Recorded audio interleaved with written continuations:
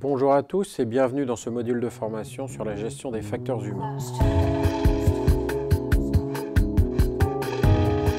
Je m'appelle Erwan Ler, je suis professeur de médecine intensive et réanimation à l'Université de Bretagne occidentale. Je suis chef de service de réanimation médicale au CHU de Brest et directeur du centre de simulation en santé.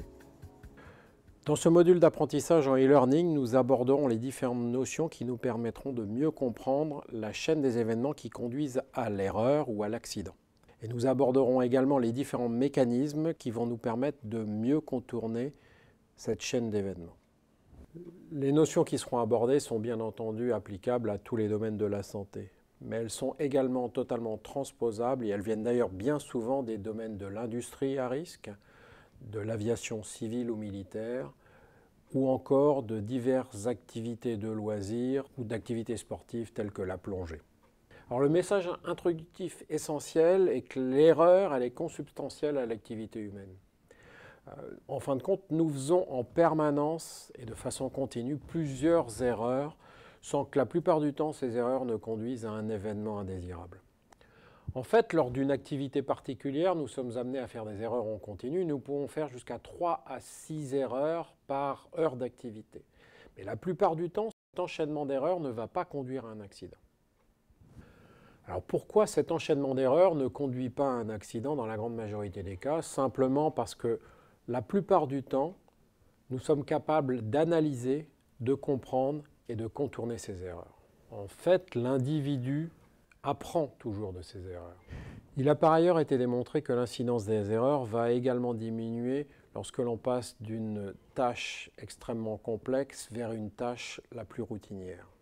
Et l'on sait également que les erreurs vont diminuer avec l'acquis de l'expérience. À partir de différents exemples d'activités humaines à risque, nous allons tracer quelques axes principaux d'amélioration. Ces axes principaux sont avant tout d'avoir un objectif clair lorsqu'on débute l'activité. Le deuxième axe principal d'amélioration lorsque l'on pratique une activité est de la pratiquer de façon régulière afin d'acquérir de l'expérience. Le troisième axe d'amélioration va être de communiquer de façon claire avec notre entourage sur ce que l'on est en train de faire, sur ce que l'on perçoit est en train de faire, sur ce que l'on prévoit de faire. Et le quatrième et dernier axe d'amélioration va être d'essayer d'avoir autant que possible un retour d'expérience le plus fréquent possible. Ce retour d'expérience pouvant se faire par des débriefings à chaud, voire un peu plus retardés, ou encore, en particulier dans le domaine de la santé, par des RMM, des revues de morbimortalité. Il est totalement illusoire d'envisager un risque d'erreur zéro. Il y aura toujours quelque chose lors du déroulement de notre activité qui va faire que nous allons rater notre planification et qu'une erreur ou un événement va survenir. Mais plus nous avons planifié notre activité, plus nous avons prévu des solutions de contournement, plus nous allons être à même de faire face à cet événement imprévu. Alors le message de l'astronaute Chris Hadfield, qui était astronaute sur la Station spatiale internationale, est extrêmement intéressant à ce sujet-là. Lorsque nous sommes rentrés sur Terre, beaucoup de gens nous ont demandé si les choses s'étaient déroulées telles que nous l'avions prévu.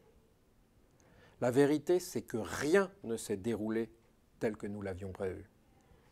Mais que tout ce qui s'est passé se situait dans le champ des possibles de ce à quoi nous étions préparés. Nous n'aborderons pas dans ce module l'apprentissage des compétences techniques qui sont d'un tout autre ressort. Bien entendu, lors de toute activité à risque, il est totalement exclu de se lancer dans une activité sans connaître les bases de l'apprentissage. Nous allons nous focaliser sur cette notion essentielle susceptible d'influencer la performance. La prise de décision, la communication d'équipe adaptée, la notion de leadership ou de followership, la connaissance de la situation ou encore conscience de la situation, la notion de travail d'équipe adapté, un petit focus sur le stress et la fatigue comme facteur modulateur de cette performance, et la notion des checklists. Chacune de ces notions sera illustrée par de nombreux exemples. Nous essaierons aussi de tracer différents parallèles entre le domaine de la santé et toutes les industries à risque, l'aviation civile et militaire, ou encore la plongée loisir ou professionnelle.